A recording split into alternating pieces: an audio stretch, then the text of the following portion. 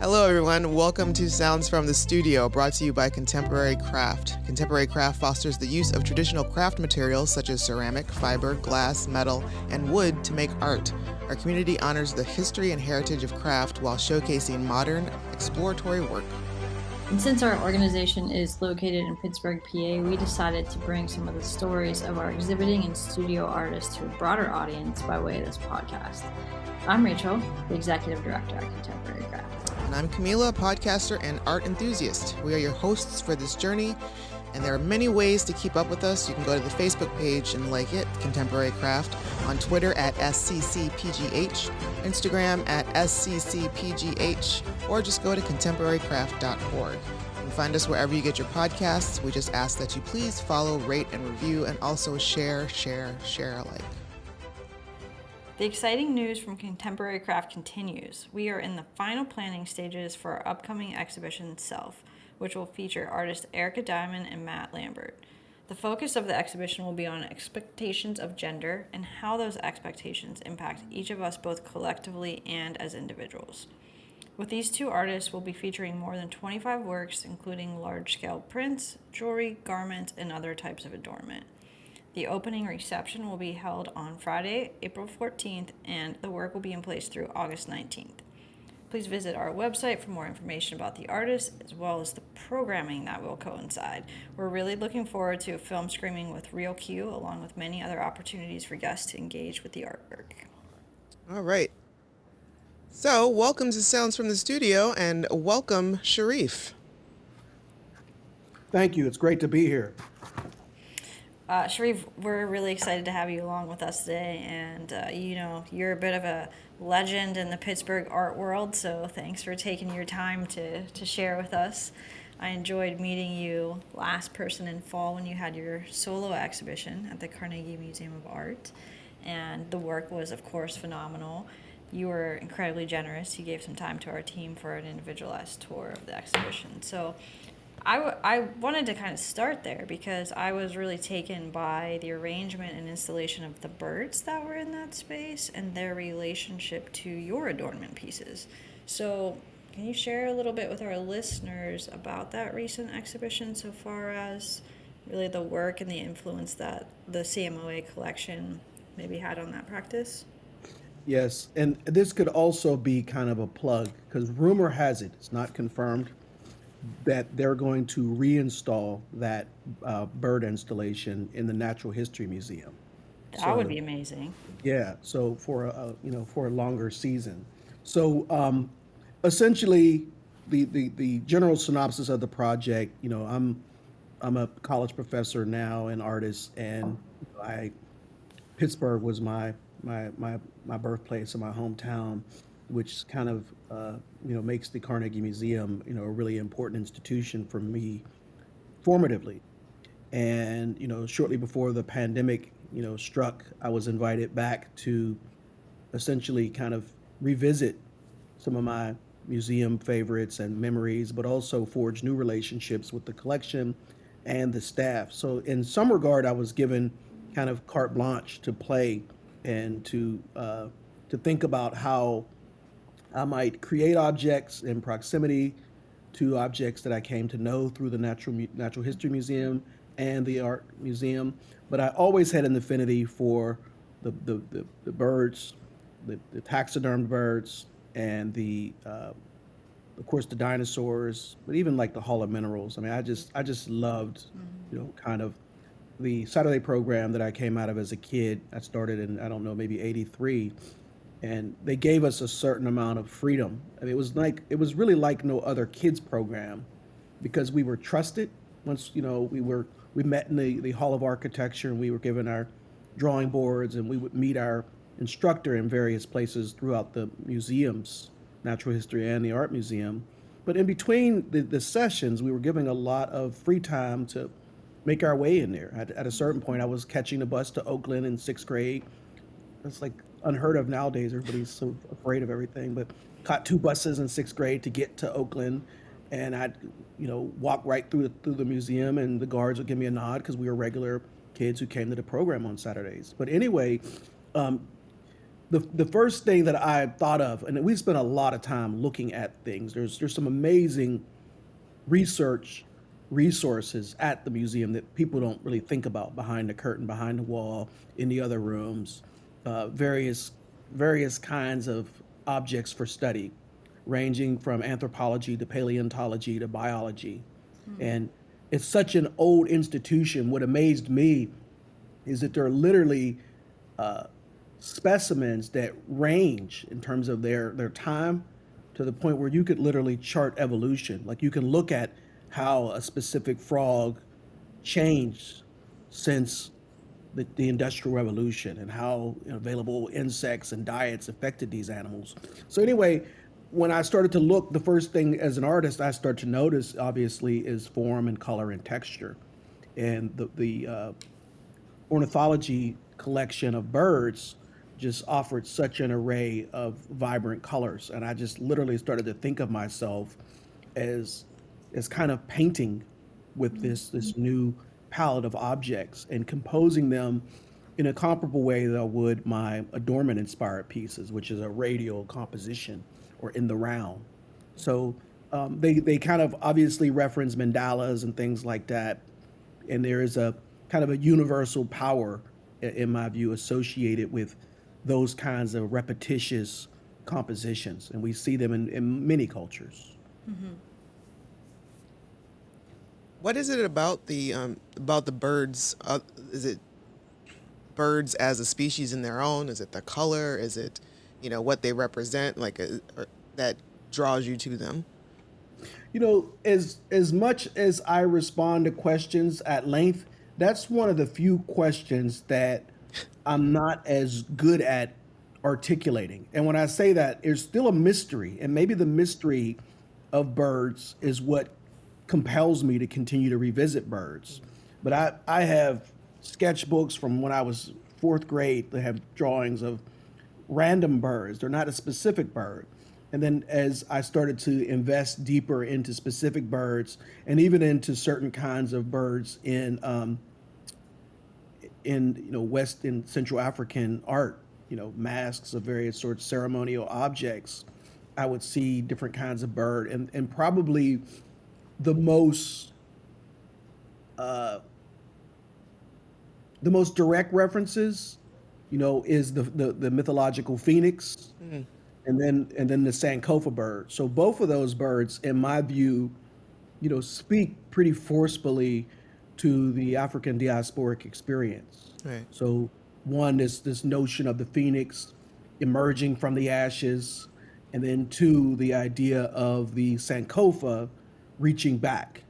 So I think there's something inherently amazing about the historical circumstances and the cultural fragmentation, the historical fragmentation that lends itself to certain forms of expression in African American culture.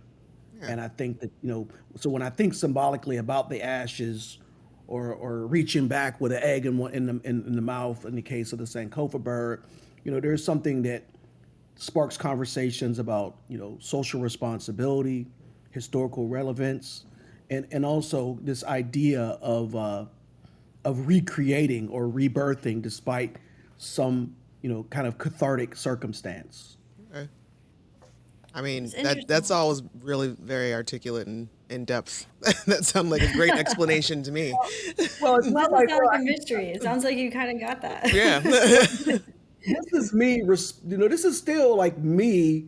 I mean, I'm speaking to this, articulately, but I'm still like I'm speaking about metaphors and symbols. Like historically, my gravitation towards birds is simply that. The same as like my gravitation toward, Nkisi power figures. Like these are things that I've historically responded to, and I feel like I have a certain authority to do that as someone whose lineage extends from Africa to America. But it's not like that bird. I thought about that bird as like this kind of. I mean, things unfold in the studio, right? And my way of working is not, I'm more jazz than classical. Okay. In terms of my approach, and I think it's for that reason. I don't have sheet music for what I do. You know, I don't use a recipe book when I cook. And I think that that's also to me a part of that consciousness that comes with us. You know, maybe I could still remember the words of the ancestors. Maybe they've been whispering long enough to where that's kind of it's been carried over from generation to generation. We call it ancestral memory, Yeah. but it's not something that is so explicable. Does that make sense? So Yeah. that's what I'm getting at when I say, like, I can't say there's a mystery, and maybe there's an explanation for the mystery, but it doesn't make it less mysterious. Right. I got you. Yeah.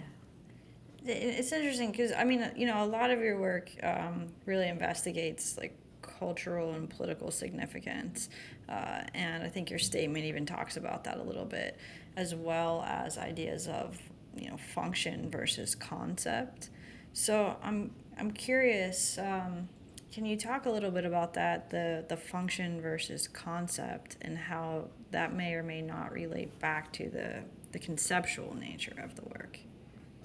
Well, I think a lot about, you know, what it means to exist in a global society where in many regards cultural identity is under attack.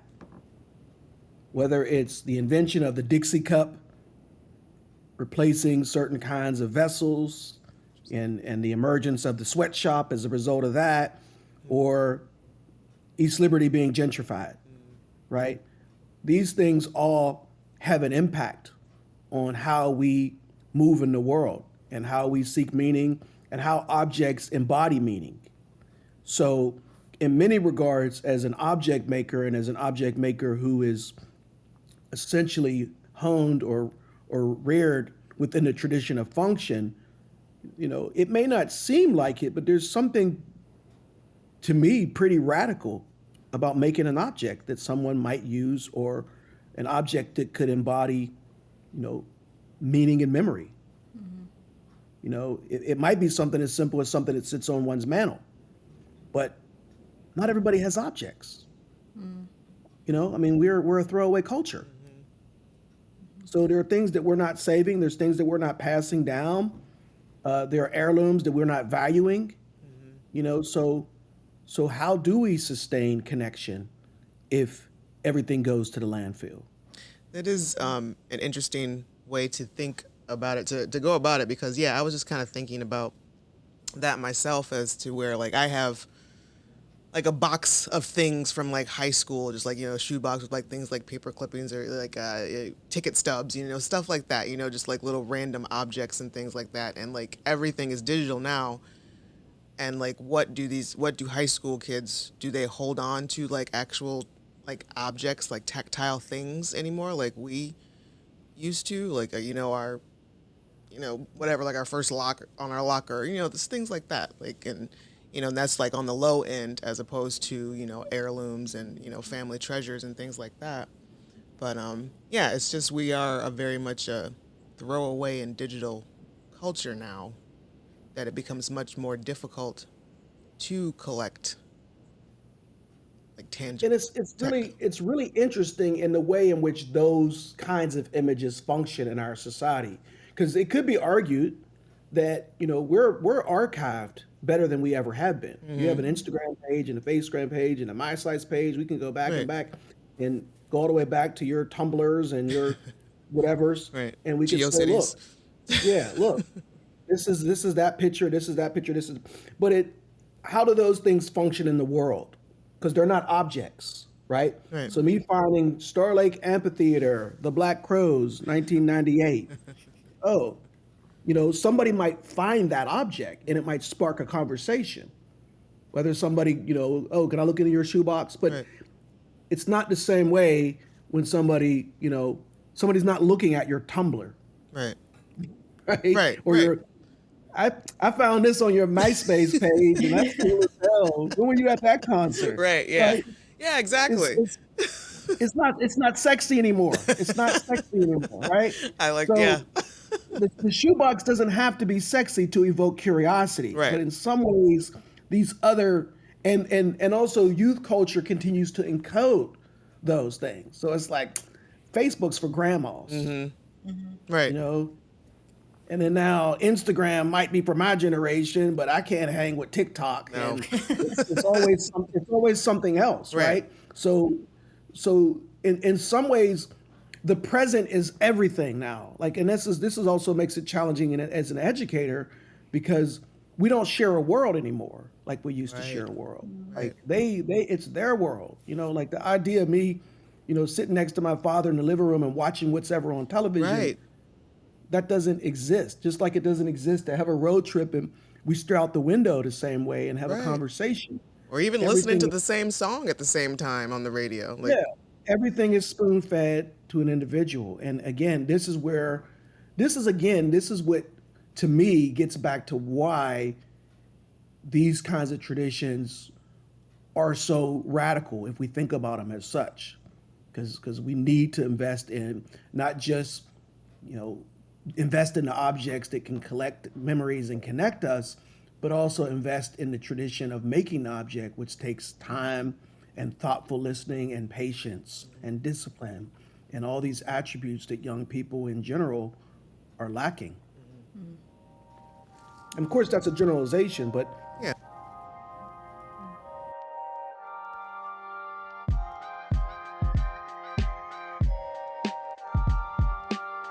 Take us back to the first time that you created something, a ceramic piece. In I absolutely can. And everybody's based in Pittsburgh, right? yeah. So I was a student at Rogers Kappa, Creative and Performing Arts School on Black Street, right off of Yeah. Negley, Yeah. Black Street in Colombo. Yeah. And That was my first apartment was over there. and I live over there. and my ceramic teacher, they had a program, they had a little ceramic studio in that facility called the Mud Room.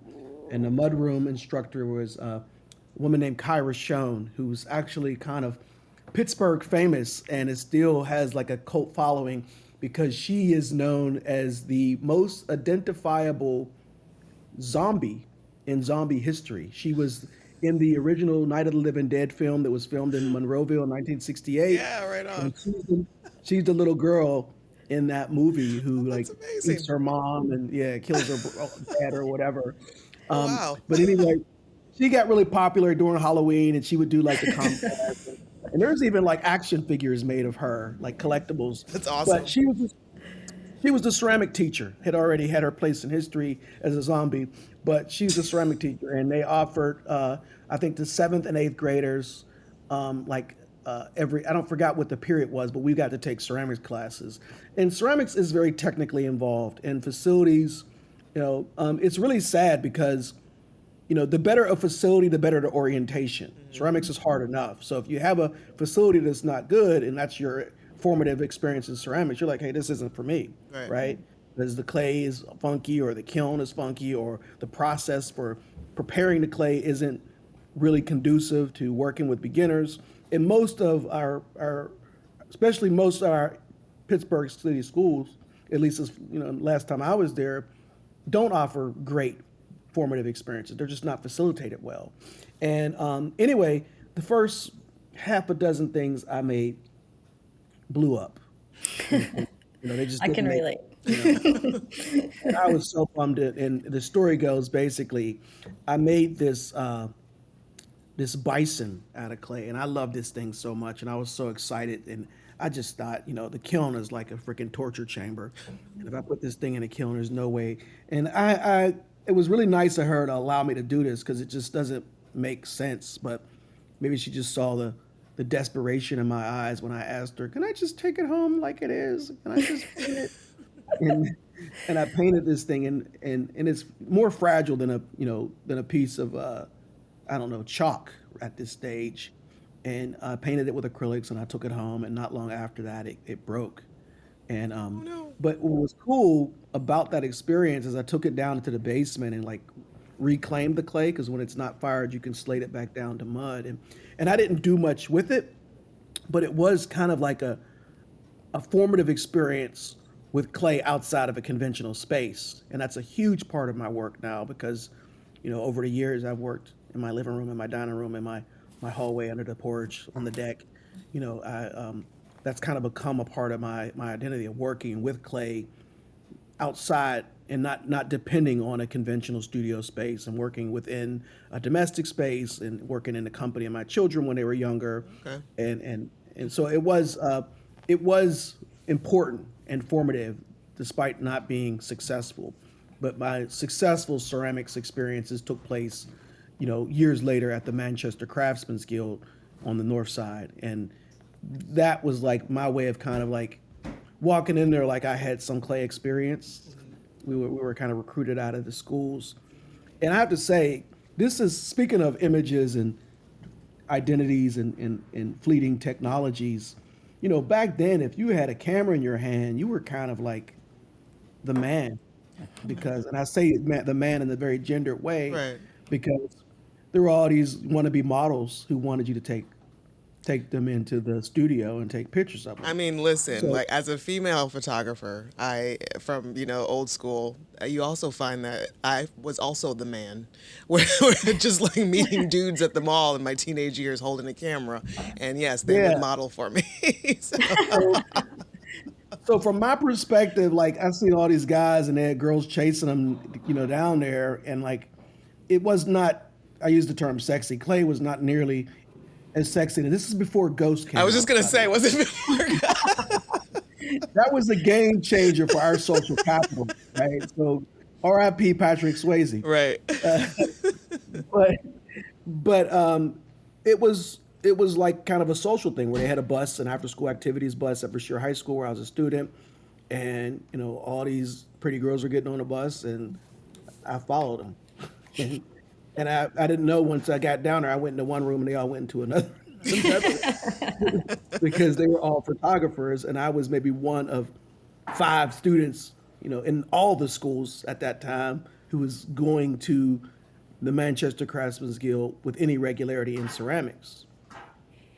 It's interesting too, kind of thinking back to just a comment you made a couple of minutes ago about the reclaiming of clay and that compared to other media. It's beautiful to hear that. It's such a more cathartic process than other things in many ways, because you do have that opportunity to just like start over with the same exact material, That's just in true. another form. It's hard to do that with some other things, but yeah. I just think that, there's a lot of process in the arts in general, and I just think that it's just so important to learn patience, to learn to look and listen, with intent, and whether it's making a contact sheet or processing film, or using an enlarger. It's a different thing, but respecting that there are steps. I always tease my students, and when they try to push things in a way that they shouldn't. I say it's like putting icing on a hot cake. Yeah. Right? I said you can't put icing on a hot cake. You have to accept that. And just as well, you can't turn the oven up twice as high and cook it for half as long. Right. Right? So really learning how to respect process, learning how to respect space. That was a really important. I grew up making things. I grew up in the studio. I started at the Craftsmen's Guild at 14, and I came from a really large household. I have 12 brothers and sisters. Wow. So the idea of I mentioned that my bison broke.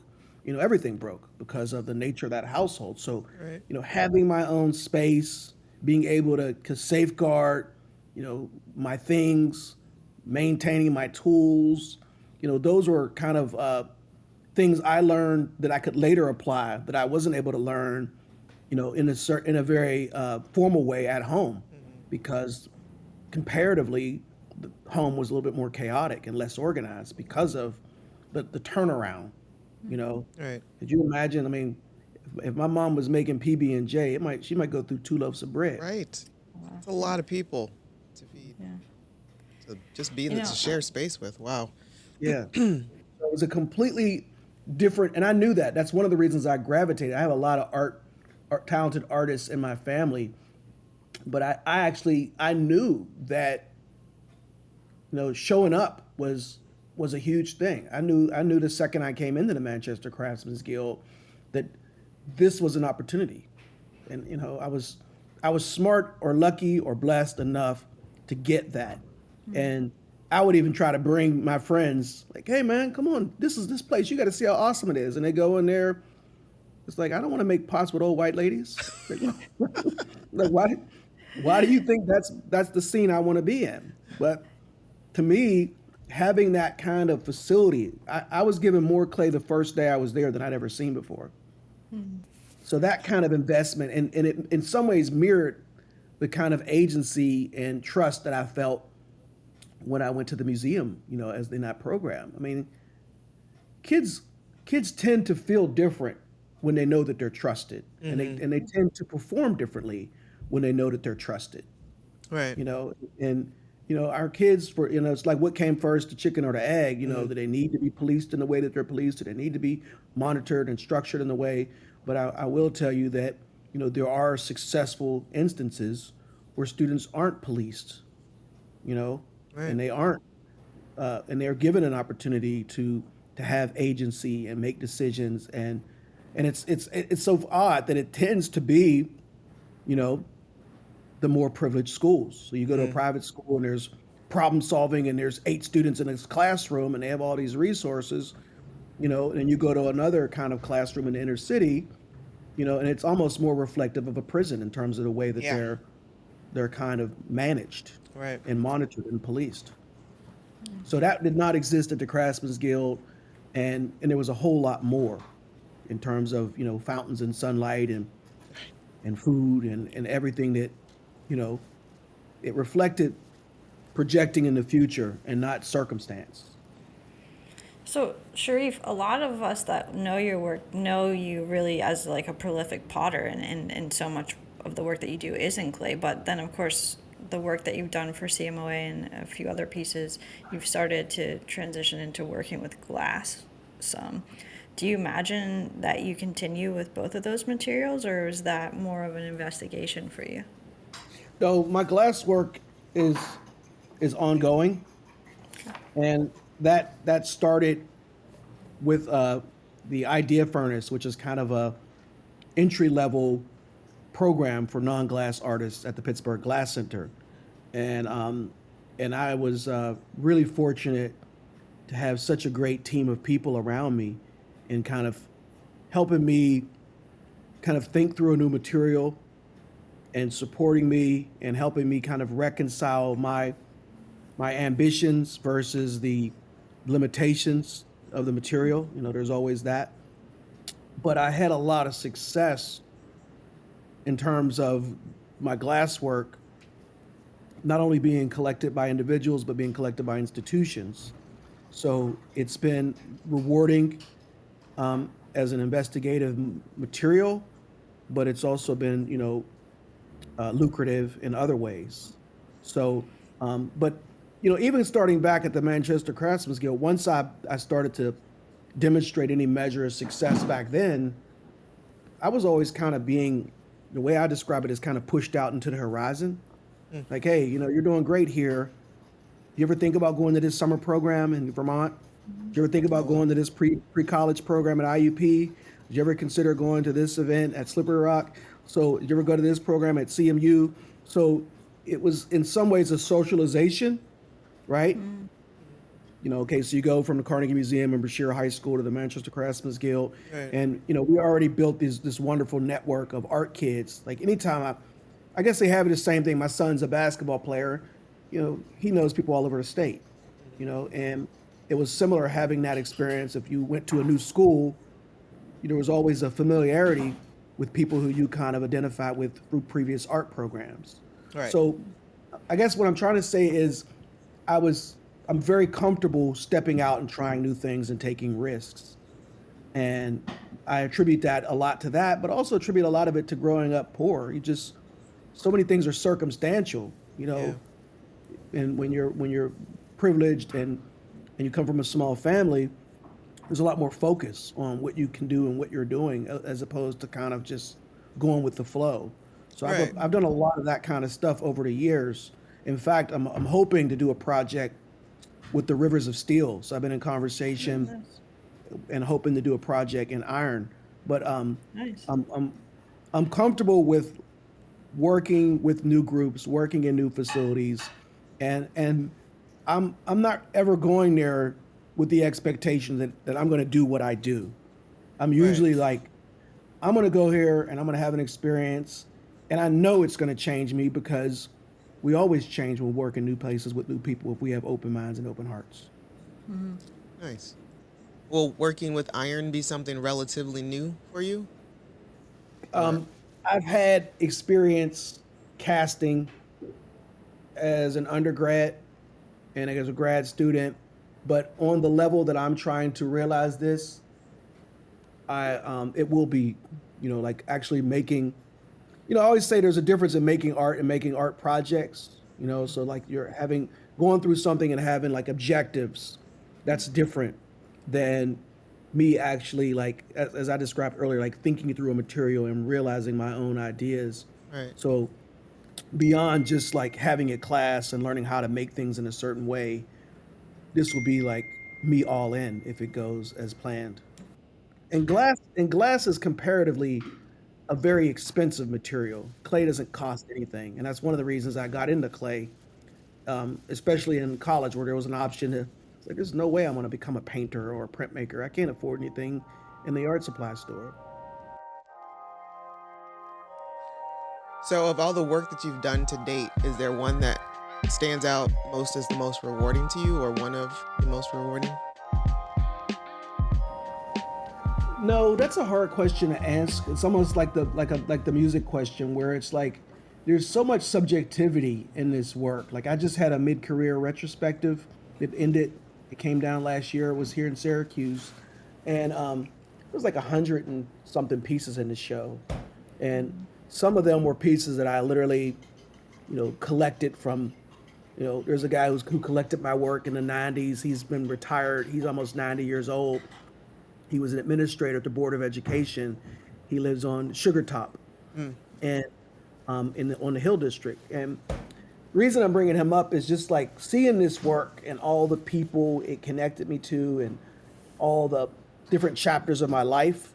They all had meaning for different reasons. You know what I mean? It's like a family reunion, Yeah.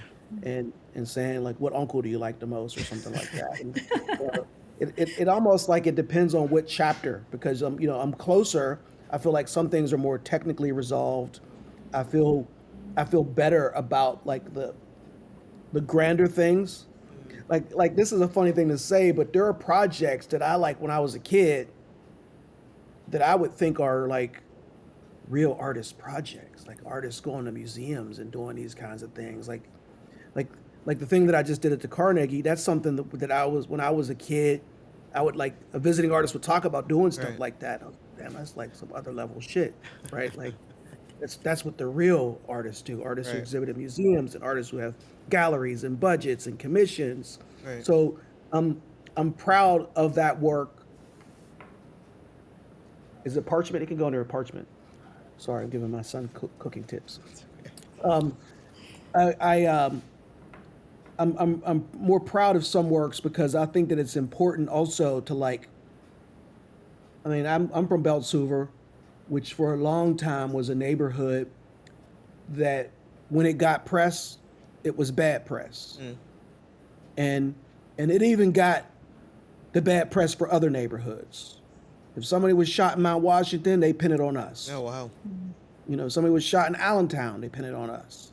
You know, if somebody was shot in Bon Air, they pin it on us. So oh yes, a shooting in Bon Air. I mean, in Beltsuver. I was like, this is in our neighborhood. But so I'm saying this to say that, it's important for me to represent that when I do something big, when I do something substantial, when I do something, and it's also important for me to represent the vocational identity of an artist in the African American community. So the idea that, you know, it's not just doodling, right? And one of the things that was transformative for me as a kid that I learned through various visiting artist programs is that, like, I had no idea people go to school for this. Yeah. and people do this professionally, right? And now the problem is that even though some of us know that, it's such a polarized perception that people think that you're either a starving artist or you're a rock star. Right. I mean, there are, just like any other field, like It there are a ebbs and lot of flows. people. Yeah, and people think the same thing like about hip hop stars. Like there are, there are hip hop stars who make good living. Like you don't have to be the biggest, mega biggest thing Right. to actually be considered. Like what about these MCs that sell out their concerts, but because we don't see them on the cover of every magazine and because they're not billionaires, Right. we don't really we don't think they're successful. Right. So I think it's important to kind of communicate that there's so many professional identities within the arts. And it's not just like, hey, you're panhandling and you just doodle, or you have museum exhibitions and you sell shows out in New York. Right.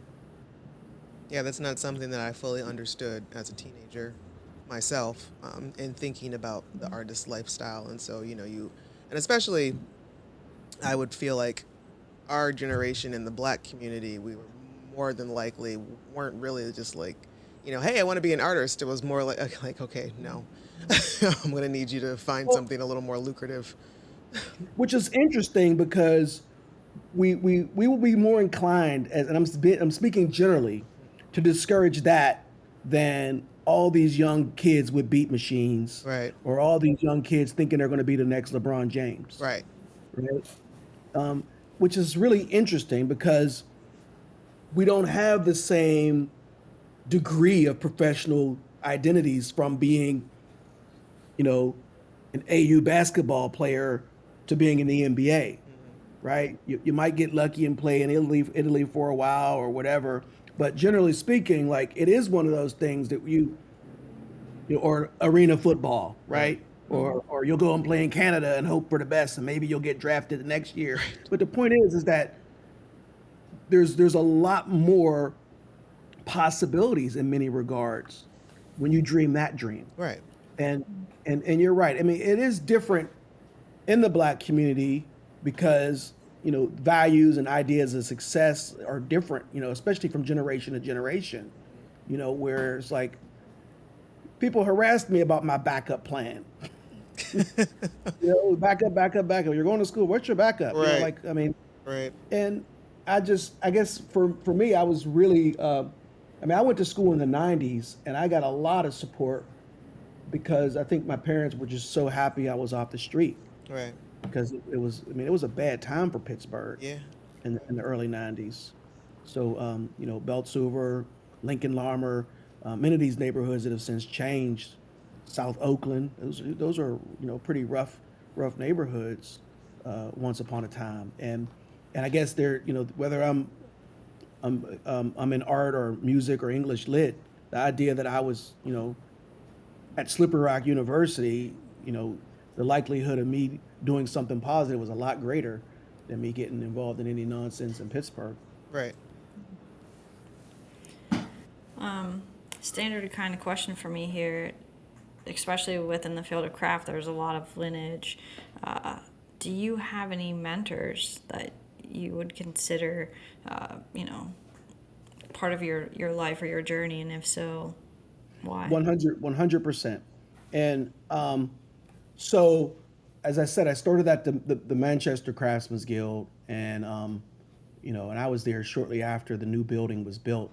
And it was kind of the best kept secret. Bill Strickland had just led this capital campaign, built this new building. And the hard part beyond like raising the money is always like the programming. Okay, now what? You got this wonderful building, you got these fountains.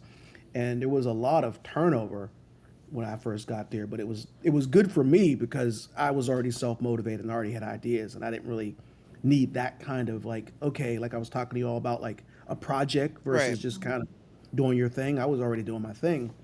But shortly after I got there, they really started to invest in this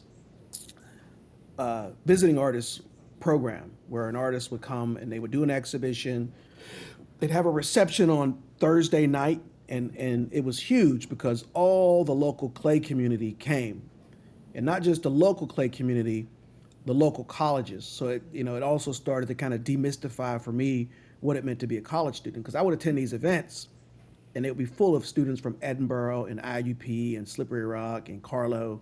So I started to meet students, and they'd also be full of art teachers pursuing renewal credits. So my other crew were the local art teachers from all the schools, from Oliver and Perry and Langley High School, South. Those were also part of the crew. So I met David McDonald through this program. I met Thad Mosley. Thad Mosley is local. Yeah. Mr. And I Mosley. met, and I went to, I went over there with his son and Ari Mosley, and we were students together. He was in photography, but Thad I kind of met and took. He kind of kept, believe it or not. I mean, and Thad is in his 90s, and he was already, he was probably in his late 60s then, and he kept up with me, and I didn't realize that too. That there were people kind of seeing how, seeing me put my stake in the ground and kind of rooting for me and keeping an eye on me, and kind of expecting at a certain point that I was gonna do something in the arts. But I met David McDonald, who I regard as like the mentor, because he was a college professor, ironically, here at Syracuse University. He had been a college professor since 1971. And we met when I was 14. And he was the first African-American artist I met who had like a career as an artist, but he also kind of like leaned on being a professor. So to me, and the other, who I refer to as my clay mom, is Winnie Owens Hart, and she was then a professor at Howard. So this was the first African American male professor and the first African American female professor, and they both had careers in clay. And both of them, especially David, just circumstantially, I kind of stayed in contact with, because I would bump into them at conferences or at their shows, and they would take a level of responsibility where they would kind of reach for me, despite being at one of their receptions. They're surrounded by people, and hey Sharif, and they cut through the crowd and acknowledge me. And the way I see mentorship is that it's, for one, that question of whether approachability and responsibility. David's somebody I can call with anything from tax questions to questions about dealing with a knucklehead son in high school, right? And he's there for me. And it could also be clay and glaze and kiln questions. So having somebody, a red phone to someone who's seasoned in that way is really helpful. And it also, to me, that's just one of the biggest things. And as an educator, I'm always talking about what's missing for young people. I just think that because that road that we talked about earlier with objects and interface and values has changed so dramatically, and it continues to change, that space between young and old is more distant and deeper with every generation, because we don't have that kind of shared connection. And also, I don't think that they identify the applications between the road I've traveled and the road they've traveled. Right. Like, to me, it was clear, like, this is what I want to do, and he's doing it. Right? Right. And there was no question. It's not like, oh, I could do that. I just think we're not really as much in a culture where that kind of mentorship is sustained anymore. Whether it's craft traditions or even in medicine. It's just not. Yeah, It's that's just really a different mentality. that's something that I'm going to be thinking about that for the rest of the day. That's something I'm going to want to try to unpack. I think that if we think about it in terms of a vehicle, right? Okay, let's say maybe I'm not horse and buggy, maybe I'm Model T Ford, right? But you're Tesla, Right. and you think that my travels don't apply, right? Right. And it's so interesting because, what I would imagine is you, from a sensory perspective, there's a lot you're getting with the horse and buggy that you're not getting with the Tesla. Right. Now, obviously, you got the music, you got the AC, you got all these things, and it's travel. So I think that this is where, technology. So whether it's obviously, if I'm applying to something, and I'm from the era where we're slide transparencies and changing the sleeves and putting them up and Right. holding everything up to the light. I mean, obviously, and then my prior to me, it's typewriters, and if you make a mistake, you white it out, Right. and you got to retype a page or whatever, right? So it was probably a lot easier for me to write my dissertation than my advisors to write their dissertations. Right. But there's still application, and I think that there's a lot of dismissal of what people have done before us. And again, this is me questioning the humility in it too, and I think that's huge.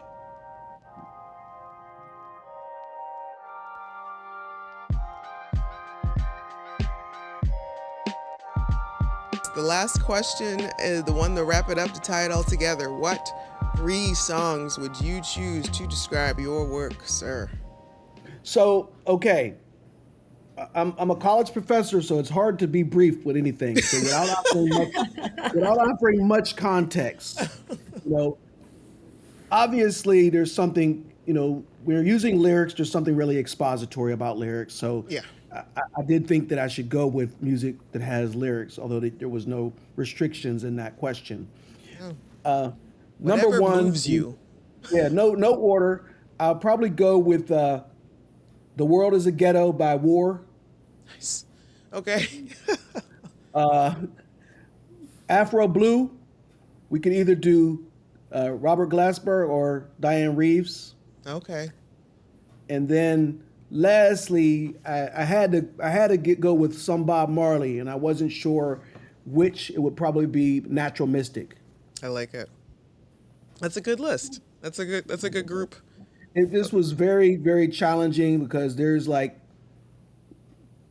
it's just challenging for a lot of different ways because there's some pretty grimy songs that I was considering. I was like, I don't want people going on the list.